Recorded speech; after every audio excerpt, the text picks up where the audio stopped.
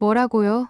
프랑스가 한국의 보자기를 표절했다고요. 5년 전 프랑스 패션계에 큰 바람이 불어닥쳤습니다. 바로 세계적인 명품 브랜드 에르메스가 한국의 전통 보자기에서 영감을 받은 보자기의 예술 스카프를 선보였기 때문인데요. 조각보의 패치워크 형식과 색상의 조합을 현대적으로 재해석한 이 스카프는 출시와 동시에 전 세계 패션 피플들의 주목을 받았습니다. 더욱 놀라운 것은 보자기의 매력이 여기서 그치지 않았다는 점입니다. 영국 왕자비 메건 마클이 공식 행사에서 보자기 형태의 클러치백을 선보였고, 미국의 유명 배우 스카일러 사무엘스는 SNS에 보자기라는 글과 함께 보자기 아트 클래스 사진을 공유하며 화제가 되기도 했죠. 오늘은 어떻게 한국의 전통 보자기가 세계 패션계의 새로운 영감이 되었는지 그 특별한 이야기를 전해드리겠습니다. 잠깐만요. 1초면 가능한 좋아요 버튼을 눌러주시면 영상 제작에 큰 힘이 됩니다. 저는 파리 마레 지구의 작은 아틀리에에서 일하던 패션 디자이너 클로에입니다. 2019년 9월 제 인생을 완전히 바꿔놓은 그날이 오기 전까지는 그저 수많은 파리의 디자이너들 중 한 명에 불과했죠. S모드 파리를 졸업하고 작은 패션 하우스에서 일하던 저에게는 늘 갈증이 있었습니다. 마레 지구의 좁은 골목길 사이로 즐비한 부티크들 속에서 제가 진정으로 만들고 싶었던 건 누군가의 복제품이 아닌 정말 새로운 무언가였거든요. 매일 아침 빈티지한 건물들 사이로 출근하면서도 생각했죠. 오늘은 어떤 영감을 찾을 수 있을까? 하지만 파리의 거리에서 마주치는 모든 것들이 너무나 익숙했어요. 19세기 오스만의 건축 양식부터 현대적인 패션 디스플레이까지 모든 게 예측 가능했죠. 아침마다 카페에서 에스프레소를 마시며 스케치북을 펼쳐들곤 했어요. 하지만 늘 같은 풍경, 같은 디자인들.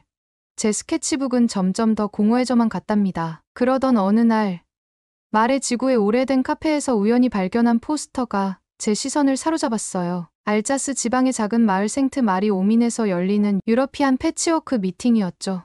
직감적으로 느꼈어요. 이번엔 뭔가 다를 거라고요. 파리 패션위크를 앞두고 정신없이 바빴지만 저는 기차에 올랐어요. 알자스의 작은 마을로 향하는 2시간의 여정 동안 창밖으로 펼쳐지는 프랑스의 시골 풍경을 바라보며 생각했죠. 이번에도 똑같은 패치워크일까? 생트 마리 오민역에 도착했을 때 가을비가 부슬부슬 내리고 있었어요. 작은 마을의 고풍스러운 건물들 사이로 패치워크를 알리는 알록달록한 깃발들이 바람에 나부꼈죠. 전시장에 들어서자마자 제 예상은 완전히 빗나갔어요. 1200여 개의 퀼트 작품들 사이에서 단연 돋보이는 한국의 보자기는 충격 그 자체였거든요. 지금까지 보아온 어떤 텍스타일과도 달랐답니다. 단순한 천 조각들이 만들어내는 기하학적 패턴과 색채의 조화는 믿기지 않을 만큼 현대적이었어요. 특히 오방색이라 불리는 5가지 색상의 조합은 마치 현대 미술 작품을 보는 것 같았습니다. 검은색, 하얀색, 파란색, 빨간색, 노란색이 만들어내는 조화는 강렬하면서도 자연스러웠죠. 전시장 한켠에서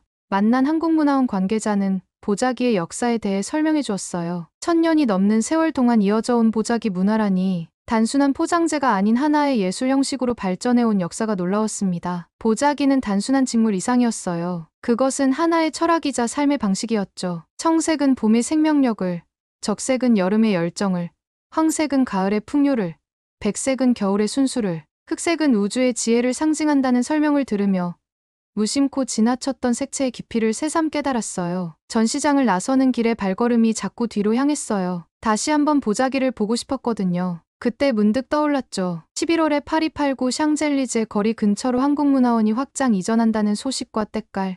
한국의 색이라는 특별 전시회 소식이요. 그날 밤 비가 오는 파리의 작업실로 돌아와 밤늦게까지 스케치를 했어요. 보자기의 이미지가 자꾸만 떠올랐거든요. 마치 퍼즐 조각처럼 하나둘씩 아이디어가 모여들었죠. 작업실 창가에 비친 가로등 불빛 아래서 패션의 도시 파리에서 수없이 봐왔던 디자인들과는 전혀 다른 신선하고 독특한 무언가가 제 손끝에서 태어나고 있었어요. 다음 날 아침, 동료 디자이너 마리가 제 스케치를 보더니 놀란 눈으로 물었죠. 클로에, 이게 대체 뭐야?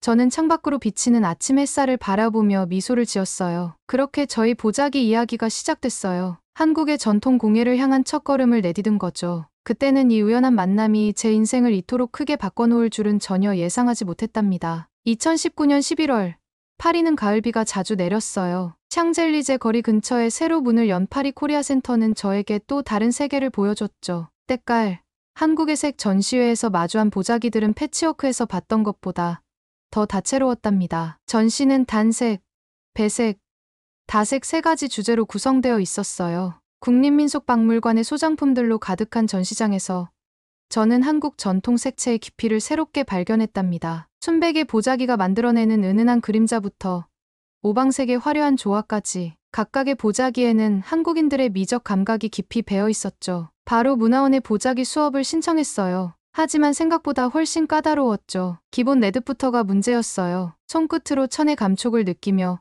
균형 잡힌 매듭을 만드는 게 쉽지 않았답니다. 패션 디자이너로서의 경험이 오히려 방해가 되기도 했어요. 기존 재단법과 바느질 방식에 익숙해져 있던 제 손은 보자기의 유연한 흐름을 따라가지 못했거든요. 딱딱하게 형태를 잡으려 할수록 보자기는 더욱 멀어져만 갔답니다. 매일 밤 작업실에서 보자기 접기를 연습했어요. 처음에는 정사각형 접기조차 쉽지 않았죠. 하지만 점차 천과 대화하는 법을 알게 됐어요. 천이 원하는 대로 흐르게 두면서도 그 안에서 아름다움을 찾아내는 것. 그것이 바로 보자기의 정신이었답니다. 2주가 지나자 기본 매듭도 꽤 그럴듯하게 만들 수 있게 됐어요. 꽃 매듭은 특히 매력적이었죠. 천을 여러 번 감아 만드는 입체적인 꽃. 모양은 서양의 어떤 패브릭 아트에서도 본 적 없는 독특한 기법이었어요. 매듭 하나하나에 담긴 의미를 알아갈수록 보자기는 단순한 기술 이상의 것이었습니다. 문화원에서는 매주 새로운 것을 배웠어요. 전통 염색 체험은 특히 인상적이었죠. 쪽, 홍화, 치자 등 자연에서 얻은 재료로 만드는 색상은 화학 염료와는 전혀 달랐어요. 시간이 지날수록 더욱 깊어지는 자연 염색의 색감은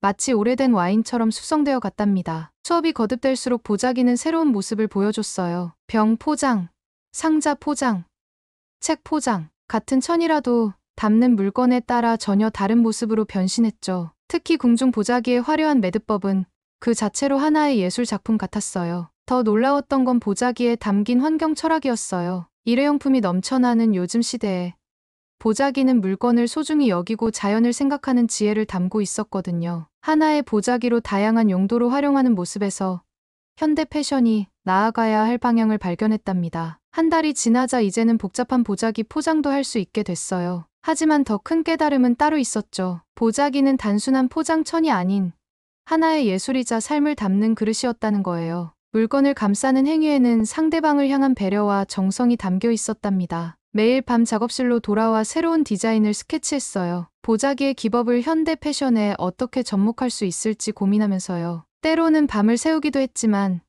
그만큼 설레는 작업이었죠. 파리의 겨울이 깊어갈수록 보자기는 제 디자인 세계를 더욱 풍성하게 만들어갔어요. 서양의 획일화된 재단법과 달리 보자기는 무한한 변형이 가능했거든요. 같은 천이라도 접는 방식에 따라 전혀 다른 형태가 되는 모습은 마치 마법 같았답니다. 3개월간의 기초 과정이 끝날 무렵 저는 이제 막 보자기의 문턱을 넘어선 것임을 알 수 있었어요. 앞으로 배워야 할 것들이 더 많았지만 그만큼 가슴 벅찬 설렘도 커져갔답니다. 이제 진정한 시작이었어요. 이 모든 과정은 제게 새로운 도전이었죠. 하지만 그 도전 속에서 발견한 아름다움은 제가 그동안 찾고 있던 바로 그것이었답니다. 전통과 현대를 잇는 새로운 가능성을요. 어느 날 문득 에르메스의 실크 스카프가 생각났어요. 만약 이 스카프에 보자기의 매듭법을 적용한다면? 이 단순한 생각이 모든 것을 바꿔놓았답니다. 설레는 마음으로 첫 프로토타입을 만들었어요. 90cm 크기의 실크 스카프를 보자기처럼 접어 매듭을 지었죠. 전통적인 보자기의 포장 방식을 스카프에 적용하자 하나의 스카프로 수십 가지 연출이 가능해졌어요. 이 작품들이 우연한 기회에 에르메스 디자이너의 눈에 들어갔답니다. 그는 제 디자인에서 전통과 현대의 조화를 발견했다고 했어요. 특히 지속 가능한 패션이라는 시대적 요구와 보자기의 철학이 맞닿아 있다는 점을 높이 평가했죠. 에르메스와의 협업은 생각보다 더 까다로웠어요. 브랜드의 장인 정신과 보자기의 전통을 모두 지켜내야 했거든요. 한 장의 스카프를 완성하기까지 수십 번의 수정이 필요했죠. 매듭의 위치를 몇 밀리미터 옮기는 것까지도 모든 것이 중요했답니다. 프랑스 장인들과 작업하는 과정도 새로웠어요. 그들은 처음에는 동양의 매듭법을 낯설어했지만 점차 그 속에 담긴 지혜를 이해하기 시작했죠. 실크의 특성을 고려한 새로운 매듭법도 개발했어요. 장인들의 손끝에서 보자기의 매듭은 더욱 정교해졌답니다. 첫 번째 프로토타입이 완성됐을 때의 감동은 잊을 수 없었어요. 에르메스의 장인들이 보자기의 매듭을 완벽하게 구현해냈고 조각보의 패턴은 파리의 세련된 감성으로 재탄생됐죠. 전통과 현대, 동양과 서양의 조화는 생각보다 더 자연스러웠어요. 이 소식은 패션계에 작은 파문을 일으켰답니다. 구찌를 비롯한 다른 브랜드들도 한국 전통 문화에 관심을 보이기 시작했어요. 보자기는 더 이상 단순한 포장재가 아닌 현대 패션의 새로운 영감이 되어가고 있었죠. 매일 밤 작업실에서 새로운 디자인을 스케치하면서 저는 점점 더 큰 꿈을 꾸게 됐어요. 단순히 스카프나 가방을 넘어 보자기의 정신을 담은 전체 컬렉션을 만들고 싶었거든요. 2020년 2월 파리 패션 위크가 다가오고 있었고 저는 전통의 숨결이라는 이름으로 컬렉션을 준비하기 시작했답니다. 밤늦게까지 이어지는 작업 속에서도 설렘이 가득했어요. 제가 느낀 보자기의 아름다움을 세상과 나누고 싶었거든요. 그리고 그 진정성이 통했던 것 같아요. 그때까지만 해도 이 작은 시도가 패션계에 이토록 큰 반향을 일으킬 줄은 몰랐답니다. 앞으로 일어날 일들은 제 상상을 훨씬 뛰어넘는 것이었죠. 2020년 2월에 파리는 그 어느 때보다 분주했어요. 파리 패션위크를 앞두고 도시 전체가 들썩였죠. 특히 루브르 박물관과 튤르리 정원 주변은 세계 각국의 패션 관계자들로 북적였어요. 공기마저 설렘으로 가득했던 그때가 아직도 생생하답니다. 제 컬렉션의 발표 장소는 그랑팔레였어요. 당시 프랑스는 총파업의 여파로 혼란스러웠지만 에르메스의 전폭적인 지원 덕분에 무사히 준비를 마칠 수 있었죠. 매일 밤 늦게까지 피팅 모델들과 리허설을 반복했어요. 컬렉션의 하이라이트는 보자기에서 영감을 받은 실크 스카프와 드레스였죠. 오방색을 현대적으로 재해석한 색감, 보자기 매듭을 활용한 디테일, 조각보 패턴을 응용한 프린트까지 한국의 전통미를 파리의 세련된 감성으로 표현하려 노력했어요. 쇼 당일 아침, 예상치 못한 위기가 찾아왔어요. 코로나의 확산으로 많은 패션쇼가 취소되거나 온라인으로 전환되고 있었거든요. 하지만 에르메스는 과감한 결정을 내렸죠. 철저한 방역 수칙 아래 오프라인 쇼를 강행하기로 한 거예요. 그날의 그랑팔레는 긴장감으로 가득했어요. 평소의 3분의 1로 줄어든 관객석, 마스크를 쓴 채 자리한 패션 저널리스트들, 그리고 무대 뒤에서 초조하게 기다리는 모델들까지 모든 것이 낯설었죠. 첫 번째 모델이 런웨이에 등장했을 때 객석에서 작은 탄성이 흘러나왔어요. 한 장의 보자기 스카프가 5가지 다른 모습으로 변하는 퍼포먼스였거든요. 이어서 선보인 드레스는 전통 조각보의 패턴을 현대적으로 재해석한 것이었죠. 마치 천 조각들이 공중에서 춤추듯 흐르는 실루엣이 런웨이를 채웠어요. 피날레에서는 모든 모델들이 각자 다른 방식으로 연출한 보자기 스카프를 선보였어요. 같은 디자인이지만 전혀 다른 느낌으로 변신한 스카프들은 관객들의 눈을 사로잡았죠. 패션 에디터들은 전통과 현대의 완벽한 조화, 지속 가능한 패션의 새로운 방향성을 제시했다는 평가를 쏟아냈어요. 쇼가 끝난 후 더 큰 놀라움이 기다리고 있었어요. 샤넬의 쇼에서 동양인 모델이 처음으로 클로징을 장식한 것처럼 제 컬렉션은 파리 패션계에 신선한 충격을 안겼다는 평가를 받았거든요. 동양의 전통이 서구 패션의 중심에서 이토록 환영받은 적은 없었다는 찬사가 이어졌답니다. 코로나19로 인해 패션계가 디지털로 전환되면서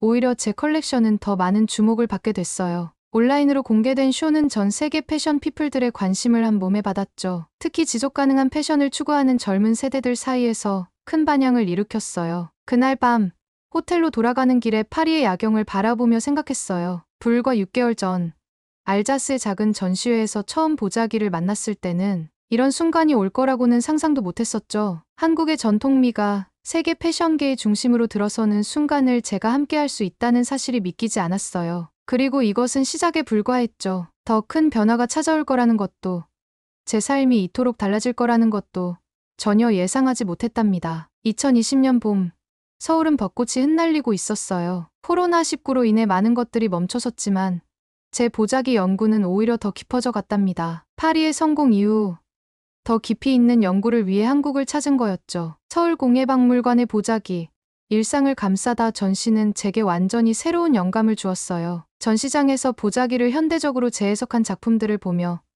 이전에는 보지 못했던 가능성을 발견했죠. 특히 전통 보자기가 에코백으로 변신한 작품들은 신선한 충격이었어요. 한국의 젊은 디자이너들이 시도하는 다양한 실험도 흥미로웠어요. 레트로 열풍과 젠더 뉴트럴 패션의 흐름 속에서 보자기는 더욱 현대적인 모습으로 변신하고 있었죠. 친환경 소재로 만든 보자기 스타일의 가방은 MZ세대 사이에서 인기를 끌고 있었어요. 온라인으로 진행된 패션쇼에서는 색다른 시도를 했어요. VR 기술을 활용해 관객들이 보자기 작품을 360도로 볼 수 있게 했죠. 해외 바이어들의 반응이 뜨거웠답니다. 지속 가능한 패션의 미래를 보는 것 같다는 평가를 받기도 했어요. 하지만 가장 큰 배움은 장인들과의 만남에서 얻었어요. 전통과 현대를 잇는 작업이 쉽지만은 않았죠. 소재 선택부터 제작 방식까지 수많은 시행착오를 겪었어요. 하지만 장인들의 조언 덕분에 하나씩 해결해 나갈 수 있었답니다. 특히 한국에서 다시 해보는 천연 염색 작업은 잊을 수 없는 경험이었어요. 쪼겸, 홍화, 치자 등 자연에서 얻은 색감은 화학 염료로는 절대 낼 수 없는 깊이가 있었죠. 시간이 지날수록 더욱 깊어지는 자연 염색의 색감을 보며 전통의 지혜를 새삼 깨달았어요. 장인들은 보자기의 정신도 가르쳐 주셨어요. 물건을 감싸는 것은 단순한 포장이 아닌 마음을 전하는 행위였죠. 보자기의 매듭을 풀 때마다 설렘과 기대감이 생기는 것처럼 현대 패션에도 그런 감동을 담고 싶었어요. 서울 곳곳을 다니며 영감을 얻었답니다. 인사동의 공방들, 북촌의 한옥, 동대문의 현대적인 건물들, 전통과 현대가 공존하는 도시의 모습 자체가 하나의 영감이었어요. 한국의 거리에서는 매일 새로운 발견이 있었죠. 특히 북촌 한옥마을의 좁은 골목길을 걸으며 많은 생각이 들었어요. 수백 년 된 한옥들 사이로 스며드는 현대적인 감각, 그 속에서 자연스럽게 어우러지는 옛것과 새것의 조화가 인상적이었거든요. 동대문 디자인 플라자에서는 젊은 디자이너들의 열정을 느낄 수 있었어요. 24시간 쉬지 않고 움직이는 이곳에서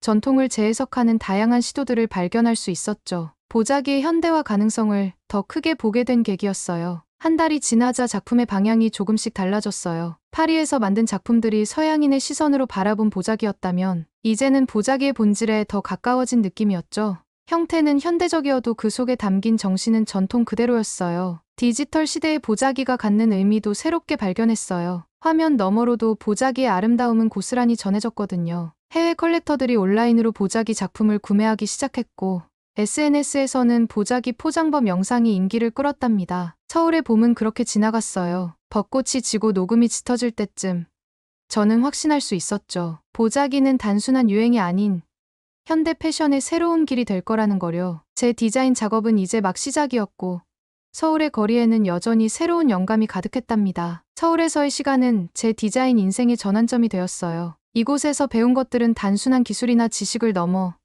하나의 철학이 되어 제 안에 자리 잡았죠. 그리고 그것은 앞으로 제가 만들어갈 작품들의 근간이 될 거라는 걸 알았어요. 2020년 늦여름, 파리는 조용했어요. 코로나19로 인해 평소 같았으면 북적일 거리가 한산했죠. 하지만 패션계는 새로운 방식으로 움직이고 있었어요. 디지털이라는 새로운 무대가 열린 것이었답니다. 70여 개 브랜드가 참여하는 파리 패션위크도 많은 것이 달라졌어요. 대부분의 쇼가 온라인으로 전환됐고 화려했던 애프터 파티도 취소됐죠. 하지만 이런 변화는 오히려 새로운 기회가 됐어요. 물리적 제약 없이 전 세계 사람들과 소통할 수 있게 된 거였거든요. VR과 AR을 활용한 디지털 쇼룸에서 선보인 보자기 스카프는 전통과 현대 기술의 특별한 만남이었죠. 관객들은 스크린을 통해 스카프를 360도로 돌려가며 볼 수 있었고 이 새로운 시도는 큰 호평을 받았답니다. 판매 성적은 예상을 뛰어넘었어요. 특히 보자기에서 영감을 받은 제품들은 출시 직후 품절될 정도로 인기를 끌었죠. 파리에서는 K-컬렉션 패션쇼도 열렸어요. 한국 디자이너 4명의 작품이 소개됐는데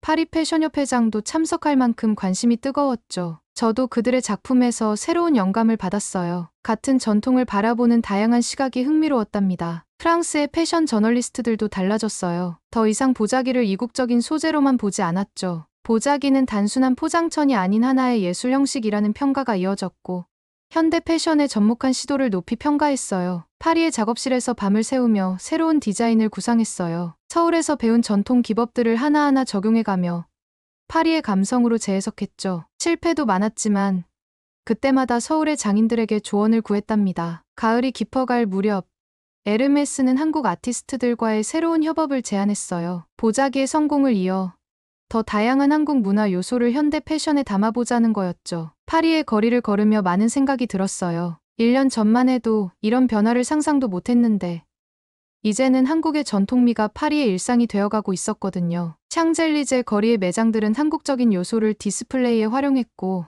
패션 학도들은 한국 전통 공예를 연구하기 시작했답니다. 특히 인상적이었던 건 젊은 세대들의 반응이었어요. 지속 가능한 패션에 관심이 많은 그들에게 보자기의 재사용 가능한 특성과 환경 친화적인 철학은 매력적으로 다가갔죠. SNS에서는 보자기를 활용한 다양한 스타일링이 트렌드가 됐어요. 늦가을의 파리는 여전히 아름다웠어요. 하지만 이제 그 풍경 속에는 한국의 색채도 스며들어 있었죠. 보자기를 통해 맺어진 두 문화의 만남은 제 예상보다 훨씬 더 특별한 결과를 만들어내고 있었답니다. 2022년 봄, 파리의 에르메스 매장 쇼윈도에는 특별한 디스플레이가 걸렸어요. 한국 작가와 협업한 쇼윈도였죠. 그곳에서 제 보자기 스카프가 바람에 날리는 듯한 모습으로 전시되어 있었답니다. 세계적인 명품 브랜드의 시그니처가 된 보자기를 보며 지난 3년의 시간이 주마등처럼 스쳐 지나갔어요. 처음에는 단순한 호기심으로 시작한 보자기 프로젝트가 이제는 패션계의 새로운 트렌드가 됐죠. 제로 웨이스트를 추구하는 MZ세대에게 보자기는 단순한 패션,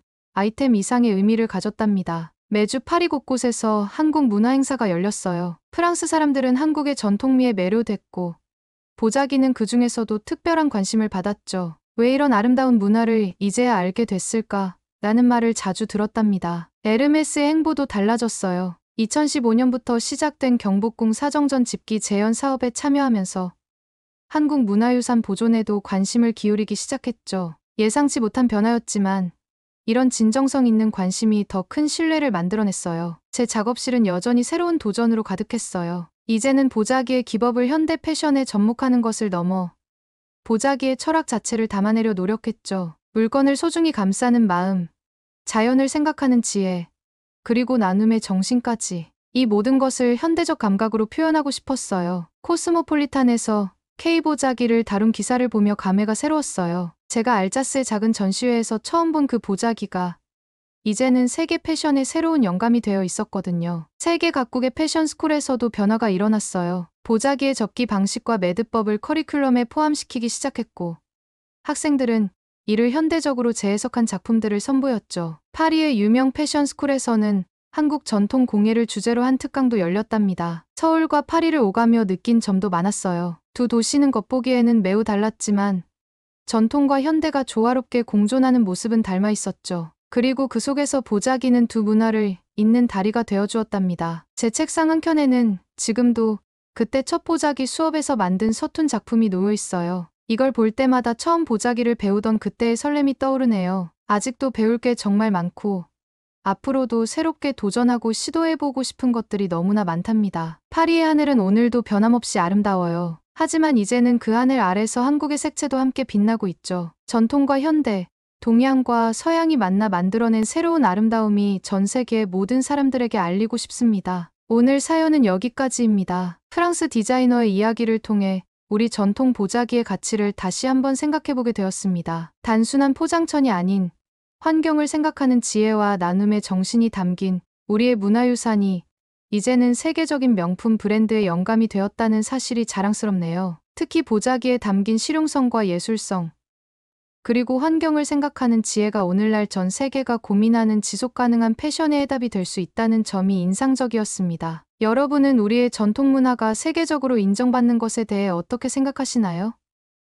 혹시 보자기처럼 세계에 더 알려져야 할 우리의 전통 문화가 있다면 어떤 것이 있을지 여러분의 생각을 댓글로 남겨주세요. 두 번째 사연 시작합니다. 정말 믿을 수가 없어. 15분 안에? 그것도 100만 원도 넘지 않는 가격으로 된다고? 여기 무언가에 크게 놀란 핀란드 여대생이 있습니다. 그녀는 놀란 표정으로 친구와 한국인 남자 직원을 번갈아 바라보는데요. 두 사람은 그런 그녀를 바라보며 미소를 띠고 있습니다. 과연 이곳에서는 무슨 일이 있었던 걸까요? 안녕하세요. 세계인들의 한국에 대한 감동적인 이야기를 전해드리는 감동뭉클입니다. 저희 채널은 해외 커뮤니티 레딧과 신청자의 실제 사연을 제보받아 실화를 바탕으로 영상을 제작하고 있습니다.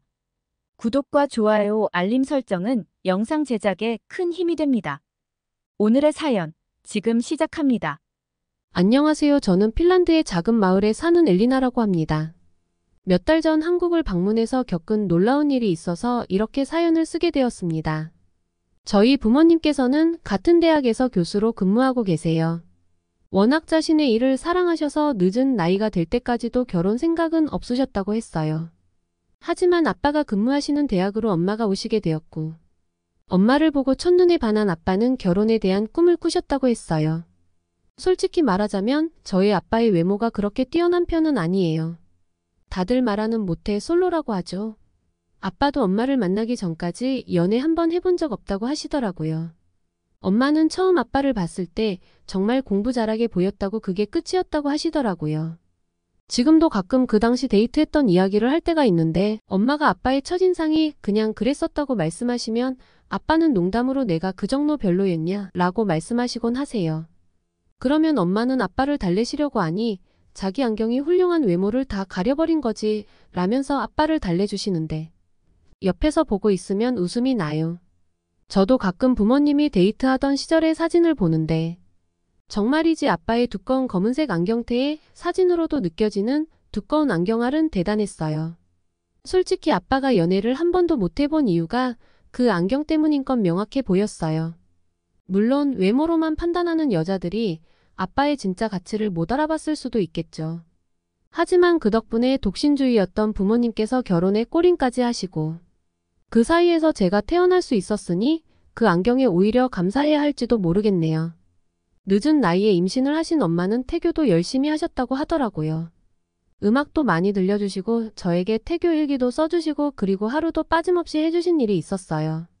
워낙 책을 좋아하시는 부모님께서는 임신 후 하루도 빠지지 않고 매일 자기 전 저에게 사랑한다는 태단과 동화책을 읽어주셨다고 하셨습니다. 태아가 소리를 들을 수 있을까 싶지만 5주차부터는 청각 발달의 중요한 기관들이 만들어지기 시작한다고 해요. 그래서 임신 5개월쯤이면 소리를 제대로 들을 수 있는 청각이 완성되며 발달하게 되는데 태아가 들을 수 있도록 엄마 아빠의 목소리를 이용해서 많은 대화를 해주면 정서적으로 안정감을 느낄 수 있도록 도와준다고 책에서 보셨다고 했습니다. 남들이 보면 유난이라고 생각하실 수도 있지만 늦은 나이 결혼에 몇 년 만에 어렵게 얻은 아기라서 많은 것을 해주고 싶으셨다고 하셨습니다.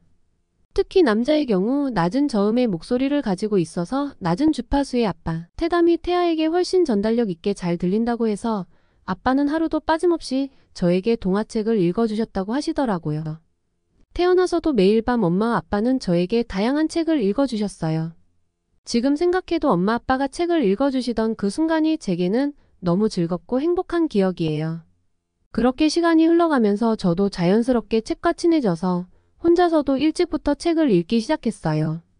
친구들과 뛰어놀기보다는 조용히 책을 읽는 시간이 더 좋더라고요. 이런 저를 보며 부모님은 걱정이 많으셨죠. 에리나야, 밖에서 친구들과 놀아보는 건 어때? 엄마가 자주 그러셨어요. 하지만 저는 늘 책 읽는 게 더 재밌어요. 라고 대답했죠. 시간이 흘러 저는 점점 더 많은 시간을 독서에 할애하게 되었어요. 그러다 보니 누워서 책을 읽고 너무 가까이에서 보거나 불을 끄고 어두운 곳에서 읽는 나쁜 습관이 생겼습니다. 그러던 어느 날 평소처럼 책을 보려고 집어들었는데 글쎄, 글자가 흐릿하게 보이기 시작했어요. 눈을 비비고 멀리 바라봤는데 멀리 있는 물건도 잘 보이지 않았죠. 그래서 엄마에게 말씀드렸어요. 엄마, 글자가 잘 안 보여요. 멀리 있는 것도 흐릿해요. 엄마는 걱정스러운 눈빛으로 저를 병원에 데려가셨어요. 여러 검사를 받은 결과 제 나쁜 독서 습관과 과도한 독서로 인해 시력이 많이 나빠져서 고도근시 진단을 받게 되었습니다. 그렇게 5살 때부터 안경을 쓰기 시작했죠. 안경을 쓰면서 많은 불편함이 있었어요. 예를 들어 비가 오는 날이면 안경이 젖어서 앞이 잘 보이지 않았고 운동할 때는 자꾸 안경이 흘러내려서 짜증이 나곤 했어요. 하지만 곧 안경에 익숙해지더라고요. 그 불편함에도 불구하고 저는 부모님처럼 교수가 되고 싶은 꿈을 키웠습니다. 그래서 더 열심히 책을 읽고 공부에 몰두했어요. 성적은 항상 반에서 1등이었고 덕분에 좋은 대학에 입학할 수 있게 되었습니다. 하지만 올라가는 성적만큼 제 시력은 점점 더 나빠졌어요.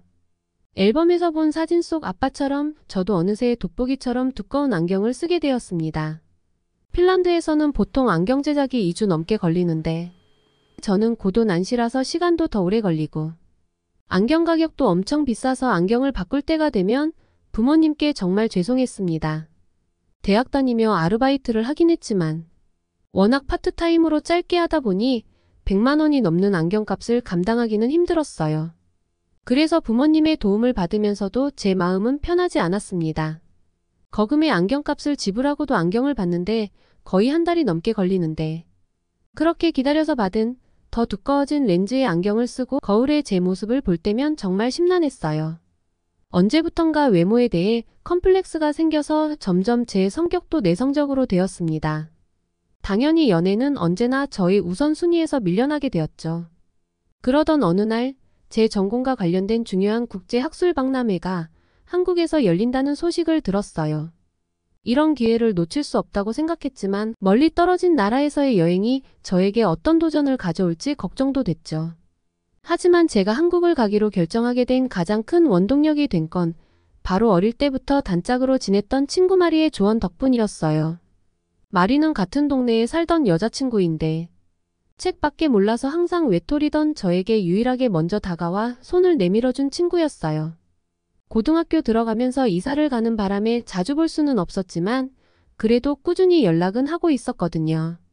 제가 대학교에 입학하고 얼마 뒤 마리가 한국이라는 곳으로 유학을 간다고 했을 때 많이 서운했었어요. 마리는 확고한 신념이 있더라고요. 그때 한국 문화, 한국 드라마, K-팝에 빠져 있었고 마리는 결국 한국어 학당에서 공부할 수 있게 되었다며 너무 기뻐했었어요. 한국으로 간 후 한국은 정말 너무 편하고 좋다면서 저에게 종종 한국으로 놀러 오라고 했었지만 안경 문제도 있고 우선 집을 떠나 다른 나라를 여행하는 게 아직 용기가 나질 않아서 선뜻 간다고 할 수가 없었어요. 하지만 이번에는 달랐어요. 마리와 오랜 시간 통화하고 나니 생각이 바뀌더라고요. 마리에게서 들은 내용을 제 눈으로 확인하고 싶었어요. 부모님께서도 넓은 세상을 봐야 시야가 넓어지니 이번 기회에 한번 도전해 보라고 하셨습니다. 그렇게 며칠 밤을 고민한 뒤 전 결심했어요. 한국으로 떠나기로요. 대학을 졸업하고 사회로 나가기 전에 내성적인 성격을 극복하고 더 큰 세상을 보고 싶었어요. 부모님께서는 해외여행이 처음이니 만일을 대비해 안경을 하나 더 준비하라고 하셨죠. 다니던 안과에 연락했는데 예약 때문에 거의 2개월이나 걸린다고 하더라고요. 그래서 여유분을 맞추는 것은 포기했어요. 한국에 가서도 안경을 조심히 쓰겠다고 부모님을 안심시켜드리고 그렇게 한국으로 떠났습니다. 제가 왜 렌즈를 끼지 않는지 궁금하실 수도 있는데 사실 한창 외모에 민감한 중학생 때 안경을 쓰는 것에 대한 스트레스가 너무 심했어요.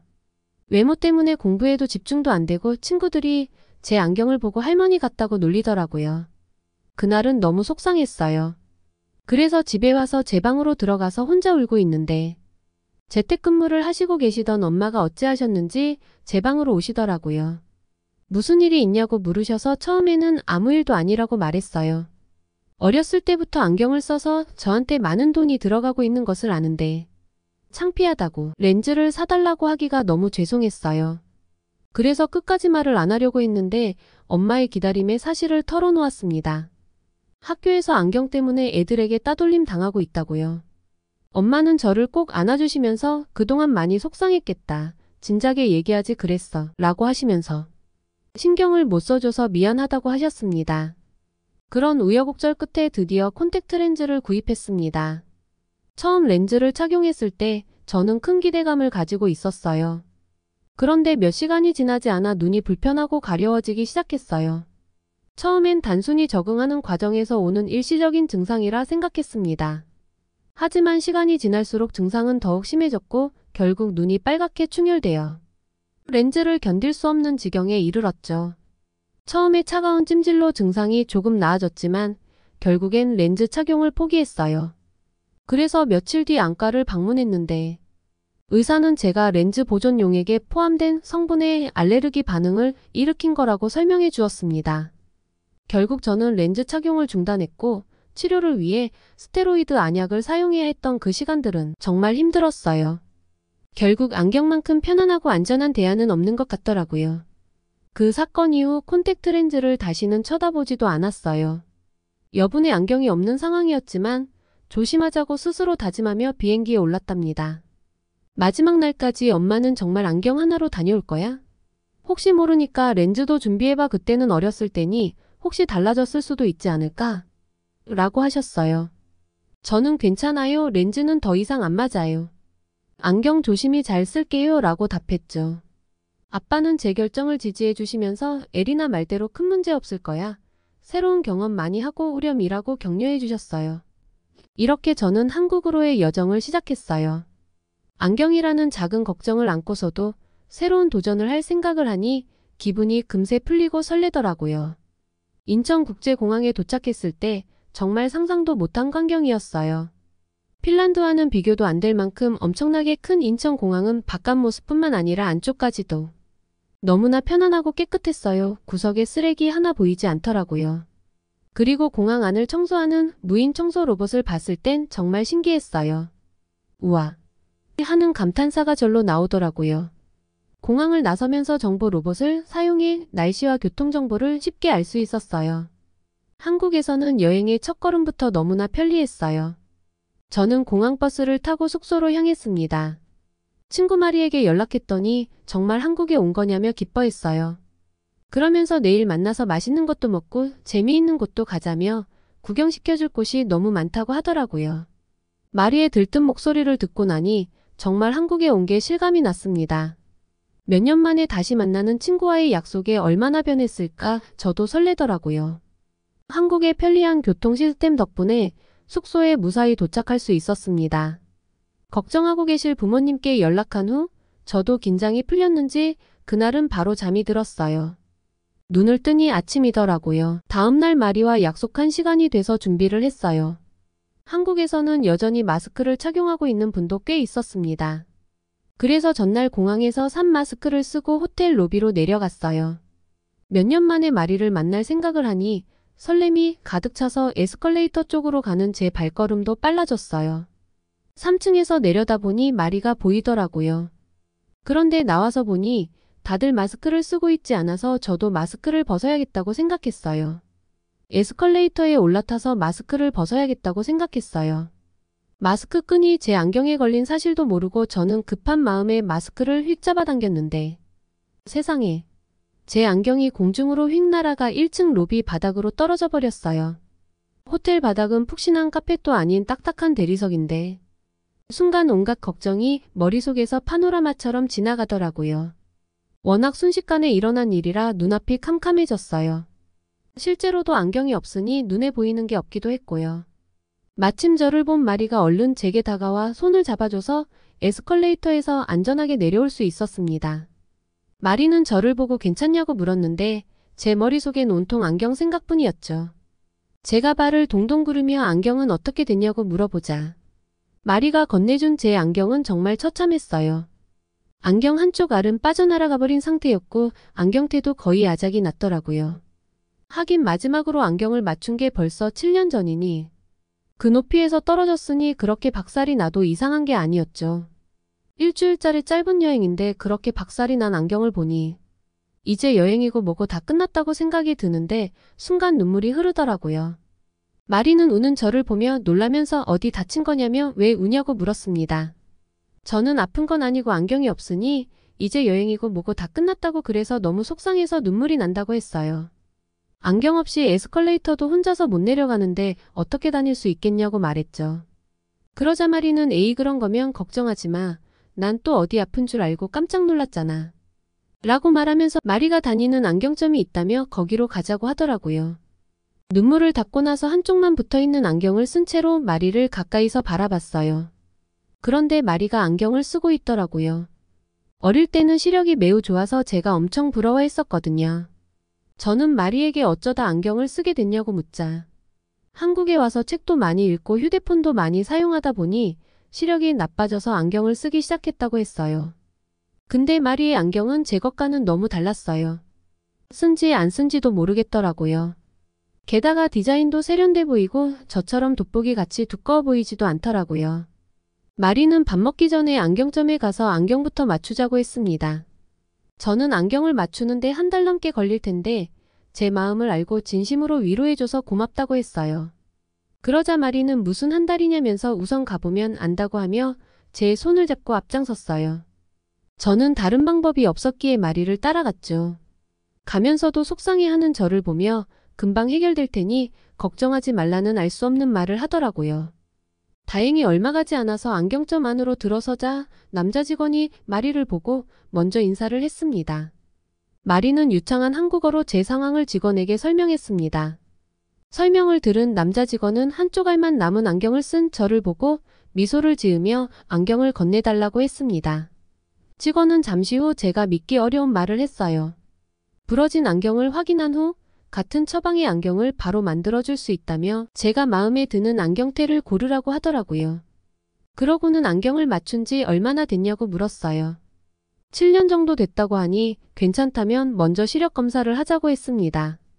안경점에서 최첨단 장비로 바로 시력 검사까지 한 번에 해결할 수 있다니 정말 놀라웠어요. 직원은 제가 현재 착용하고 있는 안경과 현재 시력과 맞지 않아 조정이 필요하다고 했습니다. 보통 안경은 15분이면 되지만 고도근시인 제 경우는 좀 시간이 걸린다고 했어요. 그러면 그렇지 당연히 몇 달은 걸리겠다고 예상했기에 저는 마리에게 그만 돌아가자라고 했습니다. 그랬더니 직원분이 1시간 정도면 되는데 더 단축될 수도 있다고 하더라고요. 순간 저는 제 귀를 의심했어요. 한 달이 아니라 1시간이라고요? 핀란드에서는 안경을 맞추는데 한 달 이상 걸리는데 혹시 잘못 들은 건가 싶어 다시 물어봤죠. 직원분은 외국에서 오신 분들은 다들 그렇게 놀라신다면서 저에게 자세히 설명해 주었습니다. 해외에서는 안경 제작 비용도 많이 들고 과정이 복잡해서 시간이 오래 걸리는 거라고 하더라고요.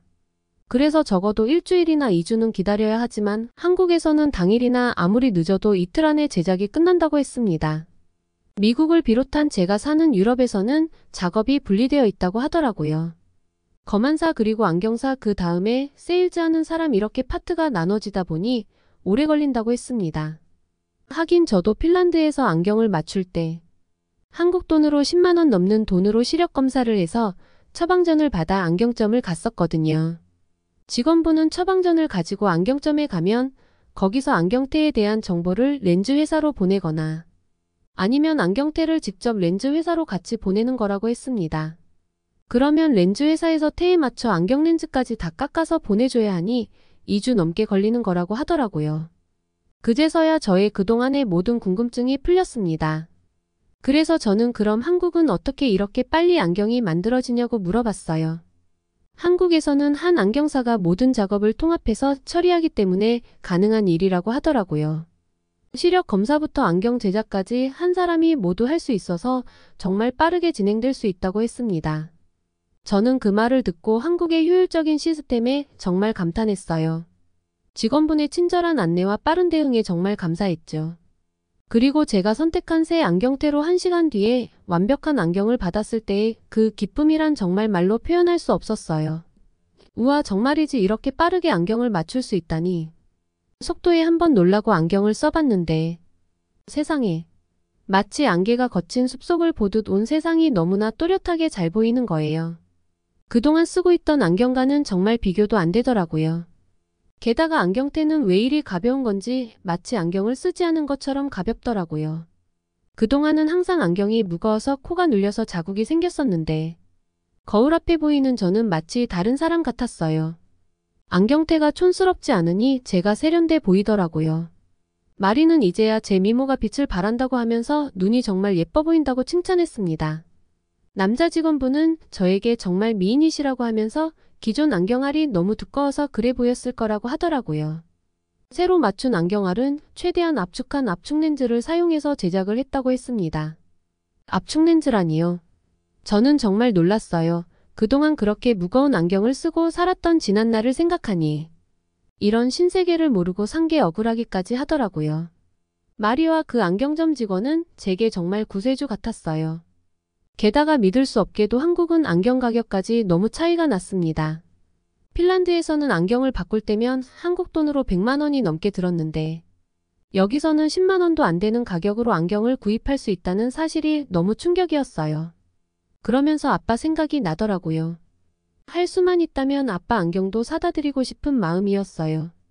직원분은 실제로 해외에 사는 분들이 한국에 오게 되면 꼭 안경을 맞추고 간다고 하면서 안경 때문에 한국 오시는 분들도 계시다고 하더라고요. 안경을 맞추고 다른 일을 보며 관광을 하는 사람들도 있을 정도라고 하니 한국의 안경 시스템은 세계 최고인 것 같다는 생각이 들었습니다. 직원분께 감사하다고 인사를 드리고 기쁜 마음으로 안경점을 나왔습니다. 저희는 경복궁, 남산타워, 한강 등 여러 관광지를 다니며 구경도 하고 맛집도 다녔습니다. 새로운 눈으로 본 세상은 너무 아름다웠어요. 일주일이라는 시간이 너무나도 짧게 느껴졌습니다. 공항에서 마리와 작별을 하면서 내년에 또 오기로 약속했어요. 핀란드 공항으로 마중 나오신 부모님께서 저를 보시고 깜짝 놀라시던 모습은 아직도 잊혀지지가 않아요. 사실 안경이 망가졌다는 말을 하면 걱정하실까봐 비밀로 하고 있었거든요. 새로운 안경을 쓰고 나타난 저를 보며 부모님께서는 한국에서 무슨 일이 있었냐면서 우리 딸 맞냐며 안경 하나로 사람이 너무 달라 보인다고 좋아하셨어요. 소극적인 성격과 외모 컴플렉스에서 벗어났고 졸업식 날에는 제 생애 첫 남자친구가 생겼어요. 졸업하면 이제 못 볼 것 같아 용기 내서 고백했다고 하더라고요. 요새 너무나 행복한 하루하루를 보내고 있어요. 아참 내년쯤에는 부모님을 모시고 한국을 방문할 예정입니다. 어서 아빠의 저 투박하고 무거운 돋보기 안경을 바꿔드리고 싶거든요. 내심 아빠도 제 안경을 만져보시며 부러워하시더라고요. 그동안 열심히 아르바이트해서 한국에서 안경 여러 개 살 돈도 충분히 모아놨습니다. 지난번에는 당황해서 제대로 구경을 못했는데 이번에는 다른 디자인의 안경테도 여유롭게 구경하면서 몇 개 더 사오려고요. 부모님이 한국 여행을 하면서 얼마나 행복해 하실지 상상하니 벌써부터 너무 기대가 되네요. 한국의 효율적인 시스템과 친절한 사람들 덕분에 자칫 엉망이 돼버릴 수 있었던 첫 여행은 제 인생에서 너무나 특별한 경험이 되었어요. 저에게 이런 행복과 기쁨을 누릴 수 있게 해준 한국과 한국인분들에 너무 감사하다고 말하고 싶어요. 오늘은 한국에서 새로운 세상을 바라보는 눈을 갖게 된 엘리나 씨의 사연이었습니다. 오늘 이야기가 좋으셨다면 구독과 좋아요 눌러주시고 주변의 많은 분들에게 공유해주세요. 사연자분에게 응원과 격려의 말씀들을 댓글로 남겨주세요. 감동뭉클에서는 여러분의 소중한 마음을 모아 사연 주인공들에게 전해드리고 있습니다. 여러분 주변에 감동적이거나 재미있는 실제 사연들을 제보받고 있으니 언제든 저희 공식 메일로 제보해주세요. 오늘 들려드린 사연에 공감하셨다면 구독과 좋아요 눌러주시고 주변 분들과도 공유해주세요. 여러분의 작은 관심과 응원이 더욱 좋은 콘텐츠를 만드는 데 큰 힘이 됩니다. 오늘도 여러분의 하루의 작은 즐거움이라도 되었기를 바라며 지금까지 감동뭉클이었습니다. 끝까지 시청해주셔서 감사합니다. 다음에 더 감동적인 사연으로 찾아뵙겠습니다.